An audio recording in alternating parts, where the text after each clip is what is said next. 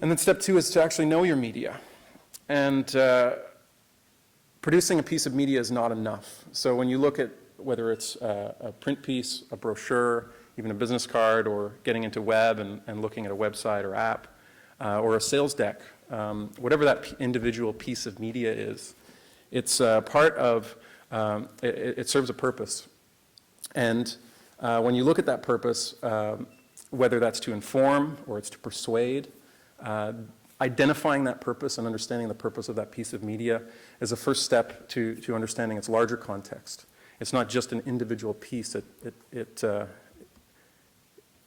more than that purpose, and it also serves a need.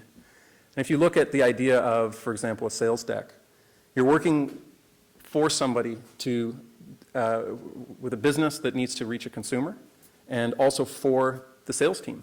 So that can be a marketing piece, it can be an ad, it can be a product or service that you're helping to promote or frame or iterate on. And understanding that need, understanding first the purpose and then the need, is what allows you to frame that piece of media within that larger context and ultimately bring value. And that's where I say great designers create media that delivers value. Step 3 is to know who you're designing for. So I talked about the idea of designing sales material, where you're working with a sales team. I've talked about the idea that you're could be working on an ad or some kind of marketing piece. And that, in that sense, you're designing for a business or an organization. And the players within that, you're helping support. They need that media. It's a piece of their toolkit that they're using to sell or to draw awareness or whatever it may be.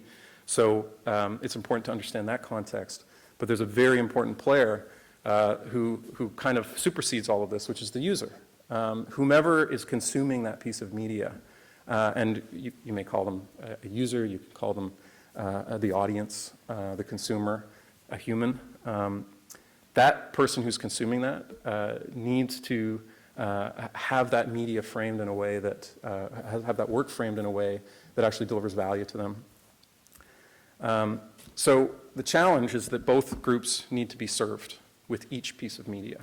You're designing, you're being commissioned, whether you are an employee or you're a freelancer or so on, you're being commissioned by somebody to create something that's of value to their business. But in order for that to be of value to their business, it has to be of value to the consumer of that business. So great designers meet that challenge of balancing business goals with user needs. Step 4 is to ask for help. You know, design is a complex thing. When we talk about the idea of an individual piece of media, and we talk about copywriting, we talk about visual aspects of it, we talk about the idea that it's designed, it serves a purpose to inform or possibly persuade. And the creation of that, the ultimate output of that needs to serve that purpose and deliver the value. So there are a lot of moving pieces that aren't just necessarily what you've been working on in school, that aren't necessarily strengths. And understanding that complexity allows you to understand your weaknesses as well and say, you know, I'm not a copywriter, or in the larger scheme of things, all of this media is part of this larger context. So are you a strategist? Do you understand how that media fits into a larger sales toolkit or a larger marketing toolkit and so on? And in those cases, the challenge there is to know where you can see benefit from a stronger skill set. And the opportunity is to find colleagues to work with who are as good at you at what you excel at and can bring their skill set to the table as well and help you together create a great piece of work or a great series of work.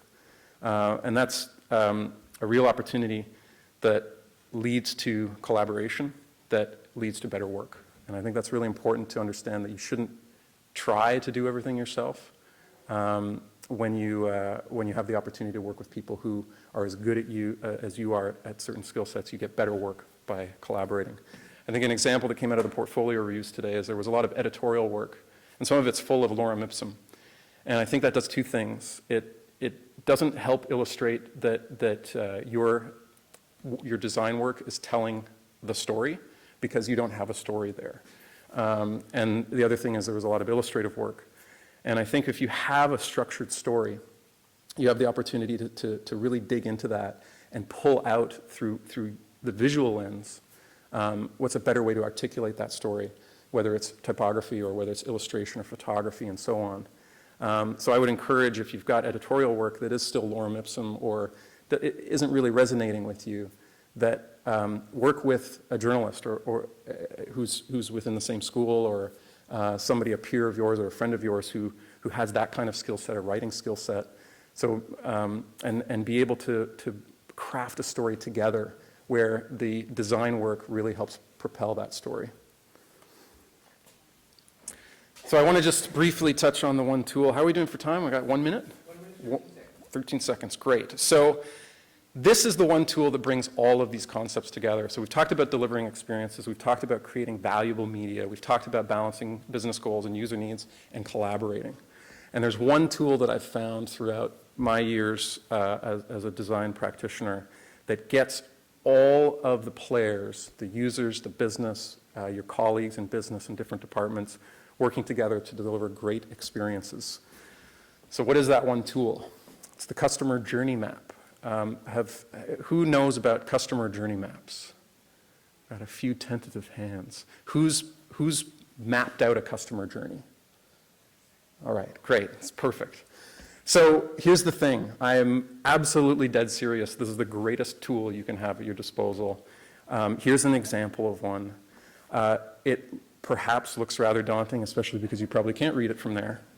But I'm going to not say much about it right now, but basically, but I'm going to provide you with a way to get access to this and get access to the rest of the talk, because I think this is going to change your lives. And basically what you're doing is you're mapping out the customer purchase and retention process. So when you think about what you're buying and what you're consuming, you have a process you go through as the consumer. And to understand that as a designer and to understand that as a business is how you can figure out what is the most valuable media at each step of the process to actually meet that consumer path and help them move from stage to stage and help them go through the purchase process.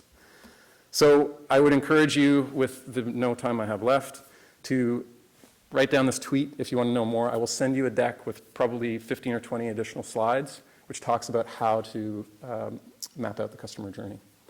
And so great design begins with the customer journey, and just put you say yeah after that, and that'll reach me, and I'll kick out a deck to you. Thank you.